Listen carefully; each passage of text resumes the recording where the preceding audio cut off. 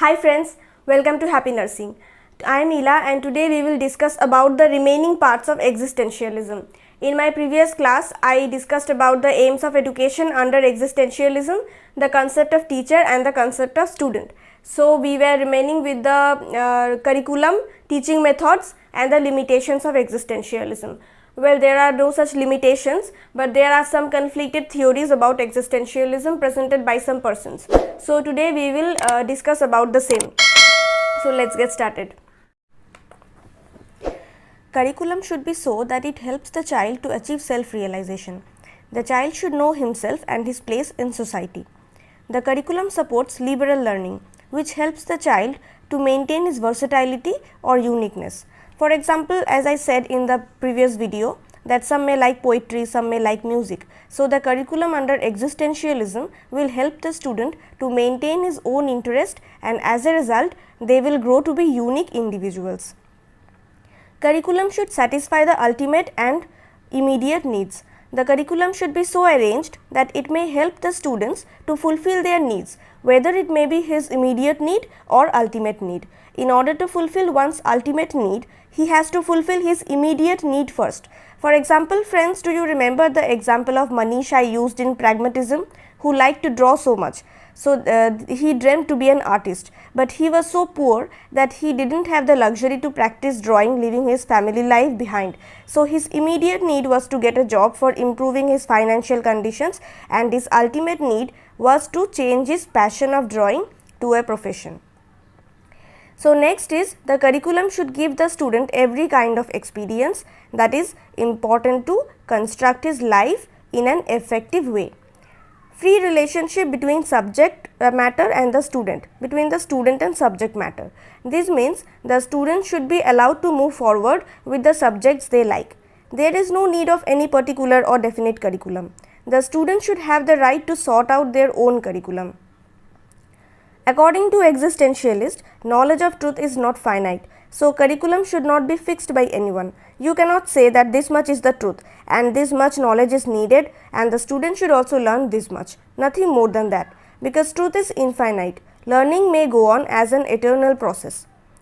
Curriculum should provide a greater number of options in subject matter, because that will help the students to choose among a greater number of opportunities, and that will be beneficial for their personal growth. Existentialism encourages individual creativity and imagination, rather than copying or imitating established models. In an existentialist curriculum, students is given a wide variety of options from which to choose. Next are method of teaching. Teaching method emphasizes on techniques which increases creativity and helps to understand the deeper meaning of life. Next is Socratic method. We have already studied this method in idealism before. Students will come up with more and more questions regarding a subject matter until and unless they reach to a meaningful conclusion. It believes that knowledge is inborn, but we have to take help of the experts. We will use more and more questions and further develop our knowledge. We all have knowledge and we all know how to work, but when we take the help of experts, we come to know in which direction we have to apply our knowledge. Mutual interaction between the teacher and the learner. Communication between teacher and student is very important in order to understand the direction in which the student will apply his knowledge, as I said in the earlier point also, because knowledge is already present in the student. He just needs to learn how to apply that in his life. Teaching method develops the capacity to love, to appreciate and to respond emotionally to the world around him. As existentialism works towards the character building of a student, it also teaches to love people, appreciate others' actions and respond empathetically when needed. Teaching method here is against the mass education. It emphasizes on particular individual at a time. The teacher should guide each and every student honestly. That's why it's a bit of time consuming. Whenever teacher is concentrating on a particular child at a time, it will take more time to teach all the students. It should be self-paced and self-directed. As I stated earlier also, there should not be any forced teaching. It also is against the mechanical or mindless learning, that is learning by memorization. Next point says, Learning depends on the individual. That means how a subject matter is handled by an individual is more important than the subject matter itself. Here also you can use the example of Ravi and Shyam, which I used in my previous video. One used to draw portraits and another used to draw abstract drawing. Both are dealing with the same subject but in a different way. That depends on both the individuals. Existentialists say home has greater importance than school, and educational progress cannot take place without the support of home life. Home conditions should be good because we start learning from home. Whatever we learn in home, we do outside also and work according to that. Next is the concept of discipline. Self-discipline, self-evaluation. Already said earlier, students should not be forced for any discipline and they should be able to evaluate himself. Sense of both freedom and responsibility should grow through discipline. Child should use freedom only for their natural development. Freedom doesn't mean that the child will become irresponsible.